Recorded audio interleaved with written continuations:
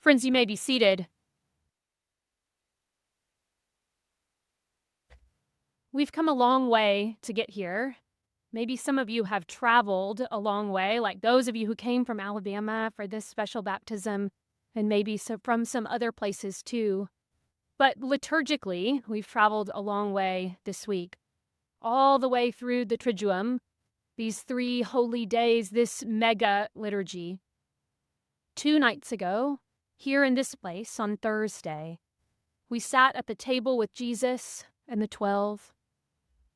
Daniel, our preacher, recounted for us how bread was broken and feet were washed.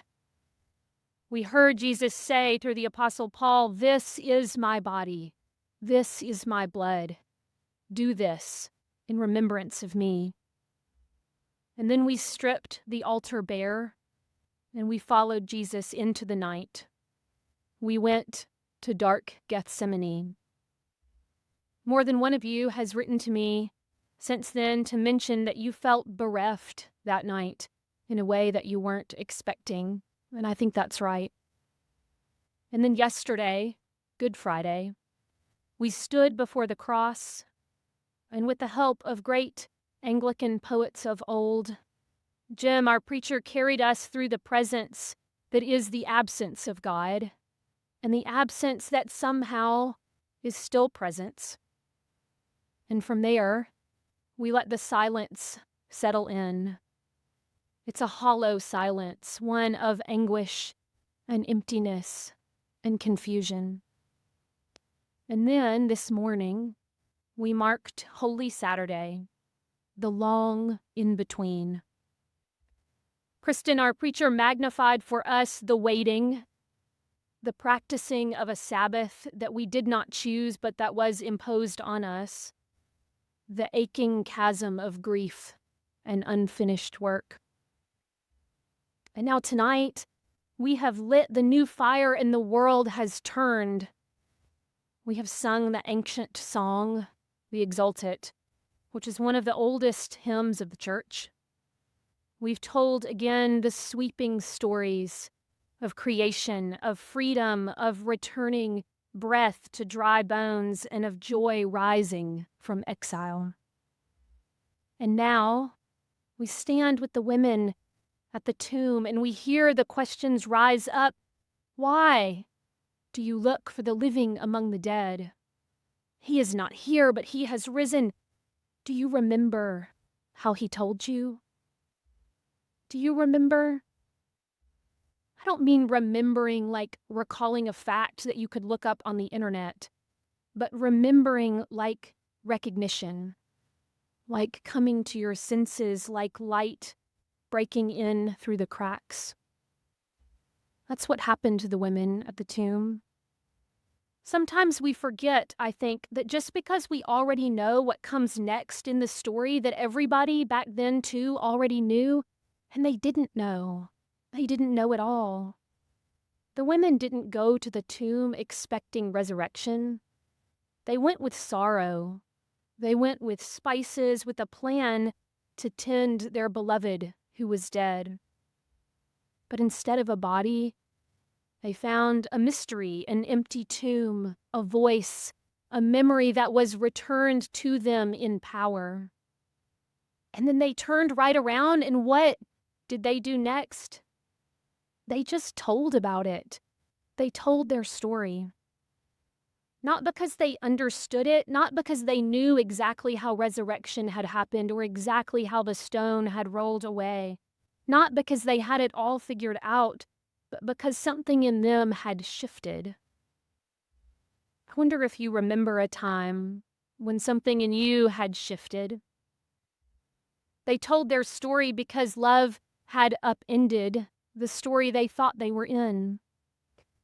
Because God had now shown God's face to them in the person of Jesus, and everything that they thought they knew about God had been upended too. Eventually, the institution of the church would develop, and we would build dogmas, and we would have arguments. We would hammer them out because that's what we like to do. But in the beginning, that's where we are tonight. So let's go back to the very beginning. We're here with Mary and Joanna and with the other women.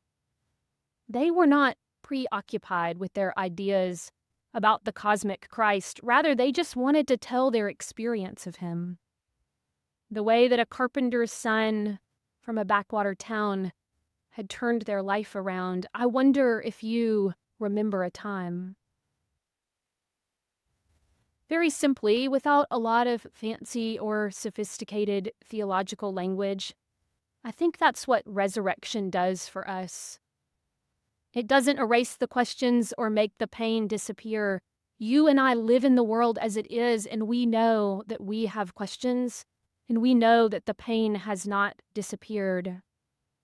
But what resurrection does, I think, is it breaks open what we thought was closed. It makes space in us for something new. It doesn't explain a mystery, but it invites us into it, where we can learn to live the questions, rather than always trying to find rich words and ringing sentences that answer those questions. Resurrection is not the pot of gold at the end of the rainbow. It's not a prize for a life well lived. And it's not the epilogue to some tragic tale, the death of Jesus. But rather, it is a beginning. It's a brand new creation. A creation where death no longer gets the last word, where despair does not define our story. A creation where God chooses not to abandon the world, but to inhabit it. Again and again, God comes to us with healing and hope. And little boys like Johnny remind us of that healing and that hope. He doesn't have to leave. It's okay. Johnny, Jesus' resurrection is the beginning of God's brand new project. You are God's brand new project, and so are all of us. This is not God's job to pluck everybody out of earth and take us to heaven, but rather to colonize earth with the life of heaven.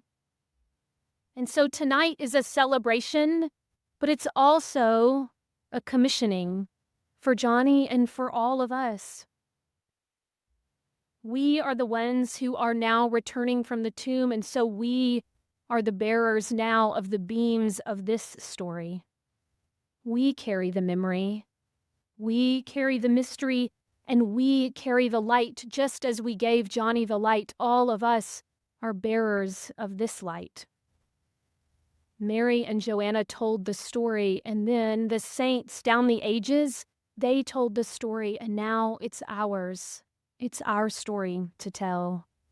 Even if we don't understand it, even if our hearts are still trying to catch up to the news, we know enough to say that love has risen. The tomb is empty, and Christ goes ahead of us into the world where he is yet making all things new. Alleluia, alleluia, alleluia. Christ is risen. Amen. The Lord is risen indeed. Alleluia.